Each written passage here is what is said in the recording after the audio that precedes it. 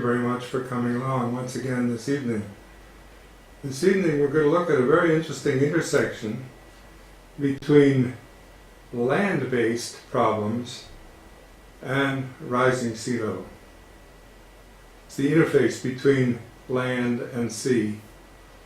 And think about what goes on in the difference between land and sea, particularly in reference to water. Normally, it's thought of that water is associated with land-based systems and that salt water is associated with sea-based systems. Well, that's what's up for change in climate change. Why? Well, because sea level is expanding. It's increasing everywhere around the world. It's well documented by now, and the question is not whether or not it's happening, the question is how fast is it going to overtake us. By overtake us, I mean the whole human community. This isn't just in Boston, or just on the East Coast, or just in your summertime beach areas. This is around the world. Now, it's not going to happen equally all over the world simultaneously, because some parts of the world have different gravitational pull, and other parts of the world are more subject to resurgent tides. But we're going to see it everywhere, even if not equally everywhere at the same time. As it turns out, the Northeast is more vulnerable, Northeast of the United States, is more vulnerable to sea level rise than some other areas. That is to say, they'll see it more quickly than some other areas, according to the scientists. But it's coming. And it's coming for the very simple reason that ice, like water, doesn't flow uphill. It flows downhill. And it's flowing downhill at a pretty fast clip in Antarctica at this point. That is, glaciers are emptying into the sea in an irreversible pattern that will make the sea rise. Whether or not the glaciers melt, the sea will rise because the displaced water moving from land ice to ocean ice will raise the sea. Now that's occurring whether we like it or not. The question is, can we adapt to it fast enough? Well, part of the effort to adapt to it is going to have to do with whether or not we can survive. That is quite literally the case, that has survived the sea level rise with sufficient freshwater supplies. You may recall that one of the first aspects of flood circumstances, especially in places like storm surge that overcame places like New Orleans, was that there wasn't enough fresh water to drink.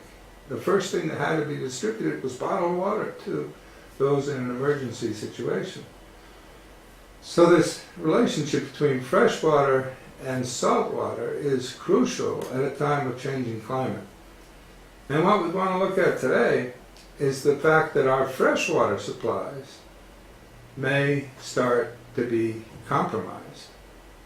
They already are being compromised in large parts of the United States because of what we're doing in the process of trying to get access to more fossil fuels, the burning of which is causing the rise in global temperature and the expansion of the oceans and sea level rise. So we're in a positive feedback loop, and that's not good in an ecosystem. Positive feedback loops are runaway syndromes. We're going to be running out of fresh water if we don't pay attention at the same time that sea level is rising. So that's the dilemma we want to look at today, and we're going to talk about it in terms of, in effect, whether we can survive the fracking that we've started to commit ourselves to as a means of obtaining more fossilized fuels. So we're looking at fracking and fresh water. Can the public survive the myopia of corporations in a changing climate? It's an open question. It's not guaranteed that we can survive the depredations that are being meted out against private property owners, against public lands that are owned by the U.S. government but are being opened to new forms of petroleum extraction, coal mining, and fracking. We may not be able to survive that if in the process that extraction pollutes our fresh water supplies. It's happening, and it's depressing to hear about it. Residents of a tiny town in Wyoming who have been complaining for decades that their water was polluted by the oil and gas industry, well, they may see some changes coming their way. A new study carried out by independent ecologists showed that not only the water, but the air around it is contaminated with byproducts of oil and gas extraction. The research is unique and gives hope to the scientists that the state and federal authorities will now pay attention to health risks after neglecting it for 5 years. RT's Alexei Arshevsky has more. The town of Pavilion in north-central Wyoming, with a population of about 240 people, it would hardly ever attract any attention. But look at its location: an oil field to the south, an oil field to the northeast, and also a uranium extraction facility to the southeast. Since the 1990s, this little town has been no stranger to energy companies working in its vicinity, and thus potential for pollution. In fact, 2 decades ago, Pavilion's residents started complaining of polluted drinking water, and in 2011, a comprehensive study by the EPA produced a grim result. A highly cancerous fracking chemical did make it into the town's water system. Researchers drilled a well into the town's aquifer and found that the chemical compounds consistent with those produced from drilling processes, including one of the solvents widely used in the process of hydraulic fracturing, was actually there. The agency also said it had not found contaminants such as nitrates and fertilizers that would have signaled the agriculture activities were to blame. You'd think that this would have caused some concerns and changes, but the EPA closed its investigation in 2013 and handed it over to the state's regulators. Guess what? To this day, Wyoming's Department of Environmental Quality has not established proof of contamination. Out-of-state researchers did, however. Stanford University published a report earlier this year clearly showing that Pavilion's underground water sources have been affected by acid stimulation, the black spots here, and hydraulic fracturing, the red spots over there. You would think again that this would alert the authorities, especially in the wake of the Flint water crisis and a number of other environmental concerns. Nothing. However, lack of state response did not stop researchers from the Coming Clean nonprofit organization. They had studied 11 residents of the town for almost 2 years and came to yet another damning revelation that not only the groundwater, but also the air around Pavilion may be harming its residents. Their study brought together for the first time air monitoring at oil gas sites with biomonitoring, tracking what's in human tissues or fluids. Some of those cancerous chemicals, such as benzene and toluene, were found in the air at surrounding farms, and the analysis found traces in the blood and urine of those participating in the study. In some cases, numbers look scary. The highest concentration level of benzene observed at a gas site stood at 780 parts per billion, with a median measure of 360 parts per billion, with the EPA limit standing at 9 parts per billion, and the short-term cancerous risk exposure level is 0.04 parts per billion. Well, I think you get the point here. If they are able to conduct the studies, even in small towns like this, the compromise of the water system and the air system, the air shed. We talk about watersheds, but air sheds are quite important as well, especially when it comes to inhaling cancerous chemicals. The compromise of the watersheds and the air sheds, because of the extractive energy industries, is just staggering. This was a very small town in Wyoming, but it's not limited to Wyoming, this kind of thing. In fact, after 10 years of fracking, we're starting to notice the impact on water, land, and climate. Why? Well, because these carcinogenic chemicals that are pumped under high pressure to blast apart rock underneath the ground are intruding upon underground aquifers.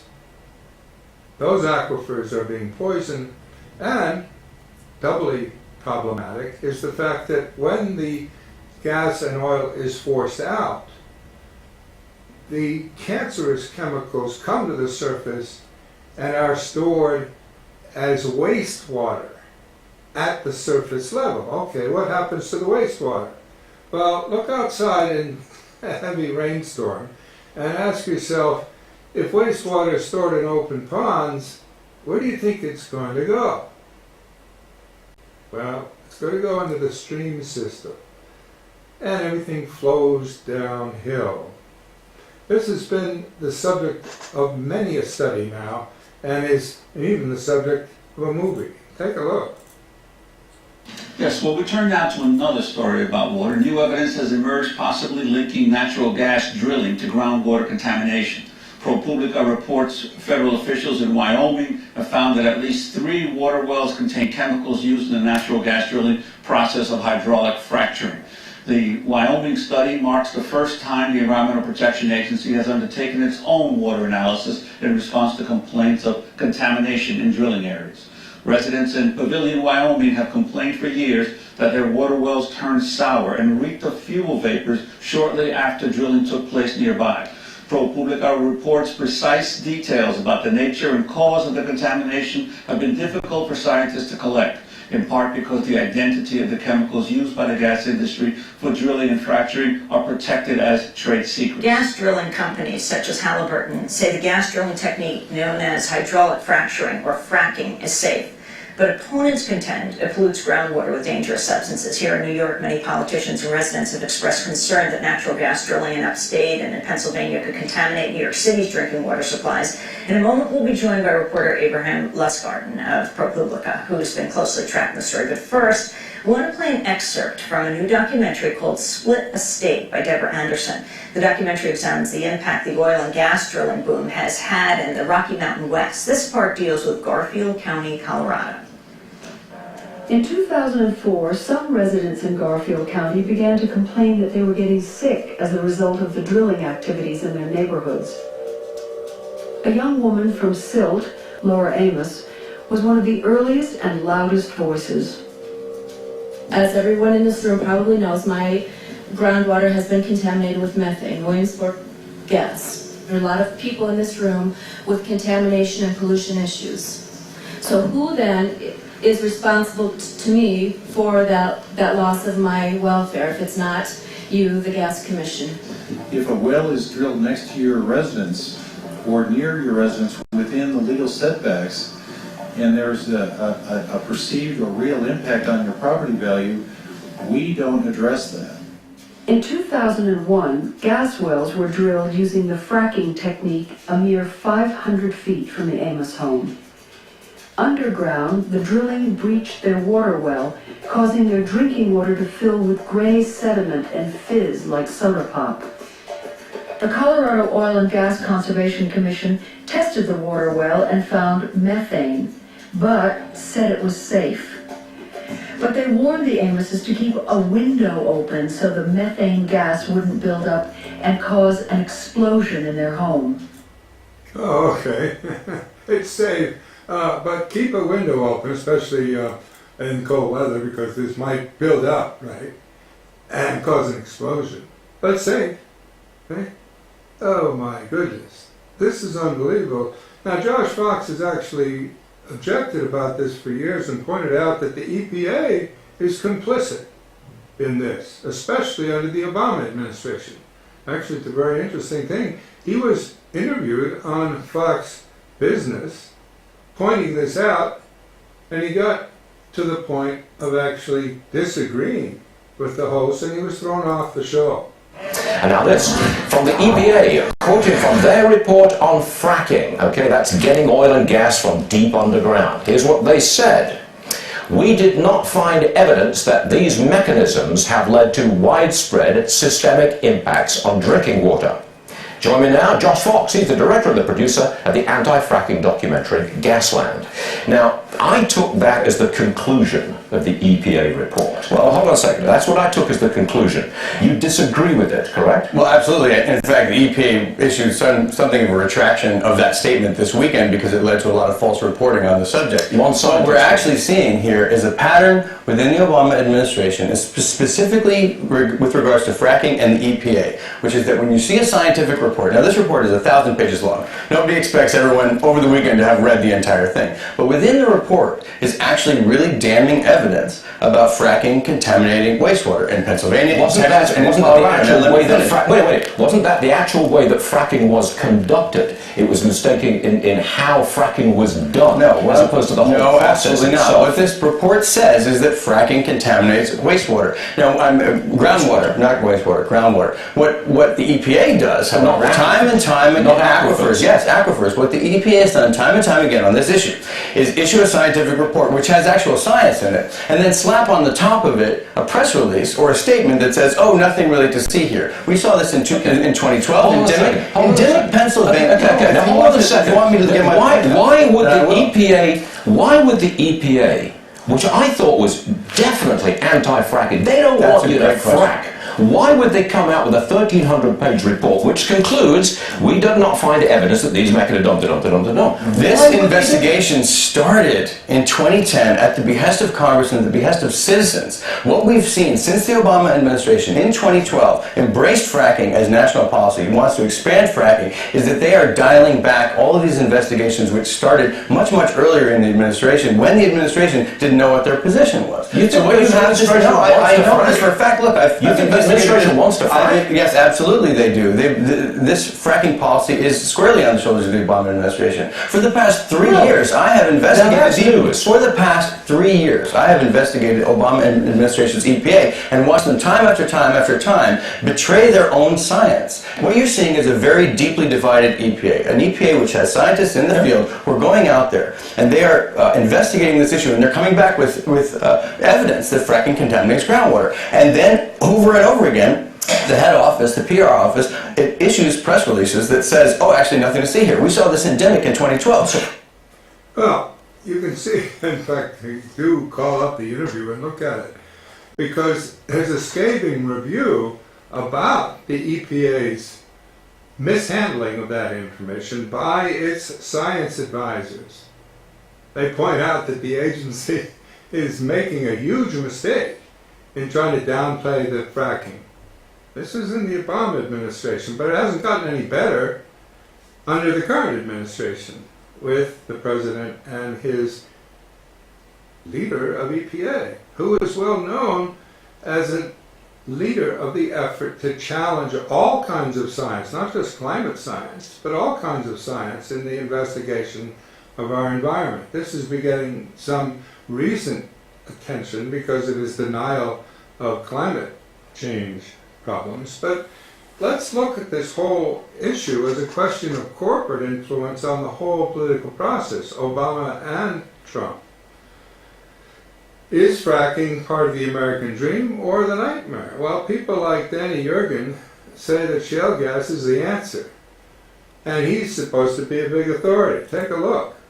Daniel Yergin is a leading expert on global energy and a Pulitzer Prize-winning author. 20 years after his bestseller, The Prize, he is out with another blockbuster, The Quest: Energy, Security, and the Remaking of the Modern World. Okay, she interviews him about the book. What's interesting is that, of course, Danny is a Pulitzer Prize-winning author, a very esteemed journalist earlier on in his career. And in fact, at his time at Yale, in the class of '68, George Bush's class, and he became chairman of IHS Cambridge Energy Research Associates.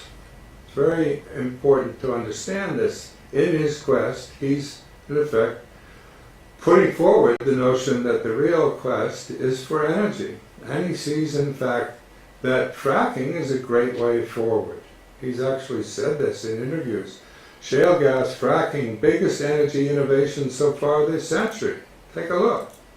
Here in the U.S., a very big issue has become natural gas and what people are calling fracking. It's become very contentious in a number of states over concerns whether or not it's environmentally safe. What do you think of that as an alternative source? Right. I think that the breakthroughs on shale gas that involves fracking really constitutes the biggest energy innovation since the beginning of this century. And it's moved very fast. 30% of our natural gas now that we produce in the country is shale gas. And as the president said, as President Obama said, we have 100 years of supply. I'm on the committee that's charged with reporting to the president on the environmental questions about shale gas and fracking. And the conclusion of our report is that there are specific things that need to be done to manage the water aspects, the air aspects, the community impact, but they're all addressable, they're all manageable.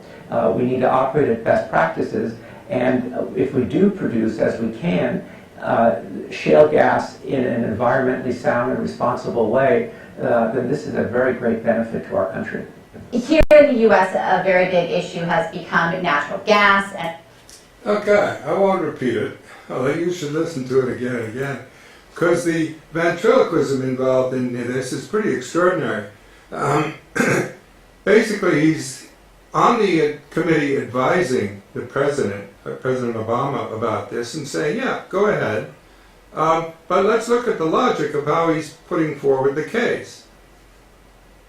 It's basically saying if shale gas can be produced in a responsible way, this would be a great benefit to the U.S.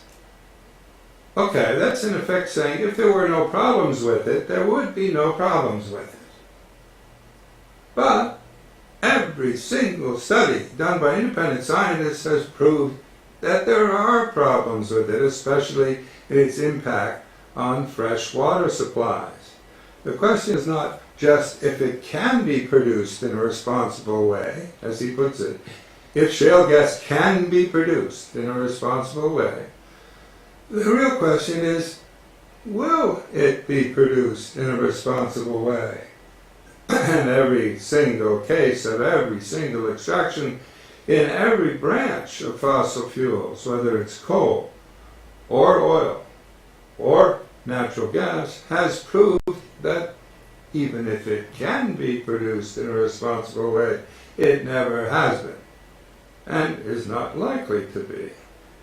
The question of evidence is crucial here, and the evidence is not good. That's why the Obama administration and the Trump administration are suppressing the evidence.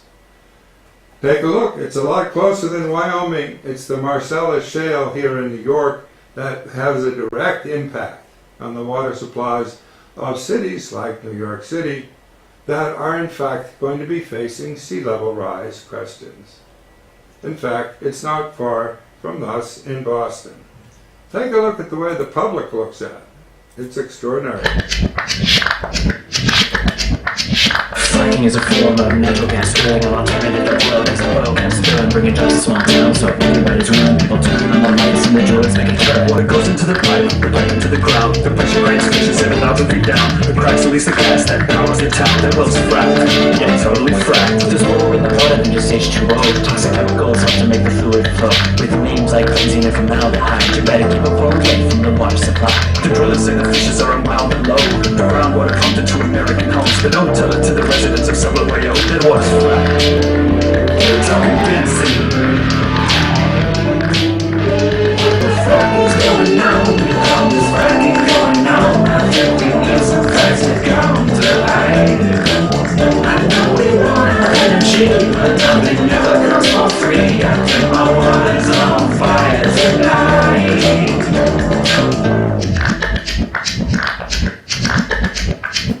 Again, listen to the whole thing. I mean, I urge you to do so.